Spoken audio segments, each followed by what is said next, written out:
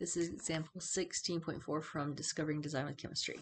A chemist is studying the following chemical reaction at 1100 K. There's your reaction. At that temperature, it tells us K equals 4.0 times 10 to the negative 6. And H2S, there's its concentration, and H2's concentration, and S2's concentration.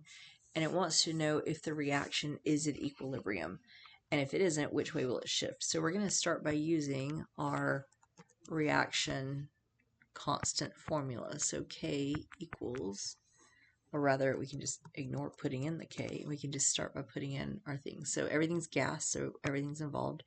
First we need H2, which is 0.00022 M. That has 2. And then S2, which is 0.00011 M. S doesn't have a coefficient, so just 1. And then H2S is 0.010 M. That has a 2 in front. So these numbers came from here. And then the exponents came from these numbers here.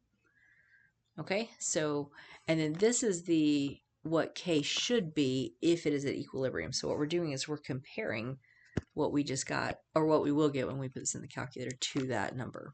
Okay, so let's stick this in the calculator. So 0.00022 to the second times 0.0011 divided by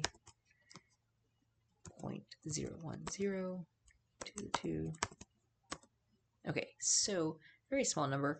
Let's move the, we could write this down, but let's move the decimal. So I'm going to move the decimal 1, 2, 3, 4, 5, 6, 7, 8 places. So 5.324 times 10 to the negative 8.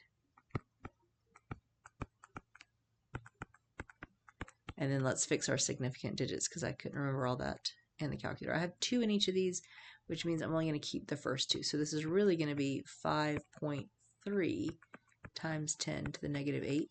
And let's fix our units. I'm going to use the space. I have an m squared and an m on top, which is m to the third, and I have an m squared on bottom. These two will cancel, leaving me with just m. All right, so now let's compare that to this number right here. This number that it's supposed to be has 10 to the negative 6.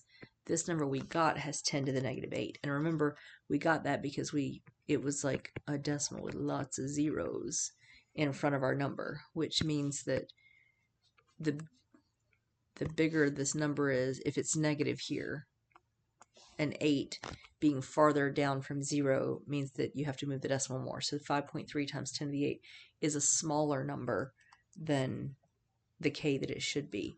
So this number right here is going to be less than K. So that means it's going to shift, we have from here, towards the products. Because we have a number that is smaller than K, it's like we got to keep going to get to K. That's how that's what this little part is right here. This is not from the book. That is how I remember it. If we want the K to keep going, getting bigger, we need to keep going with our reaction. So we say it shifts towards the products. Okay? Just going to circle that. All right, so it's not at equilibrium and it shifts towards the products. Next. All right, so in this one, we're given another reaction and we're given more information. Here is the equilibrium constant that it should be, and then we're given concentrations of our different numbers. And then we're also told that we're given a certain amount of both of these, and they want to know if the equation is at equilibrium. So first we need to figure out the equilibrium constant, which means we're going to ignore all the solids and the liquids. So even though it gave us information about silver, the Ag, we're not going to worry about that. And we're also not going to worry about the water because those two are, this one and this one, aren't relevant to the formula we're using. Okay, so let's get started. So we have K equals, or well, let's write it the way it would be written. K equals Ag plus at equilibrium times NO2, also equilibrium, divided by NO3 minus equilibrium, and H plus, oh, that was supposed to be a plus. Jumping ahead to the 2 at equilibrium. All right, so that would be how we would find our reaction constant. So let's put in these numbers as if we were finding the reaction constant and see if it equals it or if it's bigger or smaller. All right, so Ag plus is this one, so 0.36 m, and then NO2 is 0.45 m, and then NO3 minus, there it is, 80 m, and then H plus is 0.12 m, and that one has to be squared. Okay, so we're gonna divide.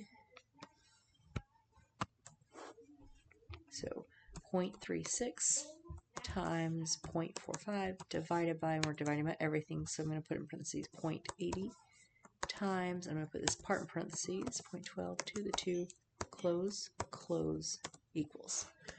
Okay, so we get to keep 2 significant figures, so that means just 14. So 14, and then let's figure out our m's. We have an m here and an m here, and we have an m here and then 2 m's here, so one of those will cancel, leaving us with just 1 m. Okay, so that is what we're comparing to our thing right here. So this is the thing that we're comparing it to. Is the 14 bigger or smaller than 1.0? It's definitely bigger. That means it's almost like we went too far. We got to go back. And so the reaction is going to shift toward the reactants. Okay? And the answer to this one is no, it's not at equilibrium. If we got an answer that was the same as K equals in the problem, then it would be at equilibrium.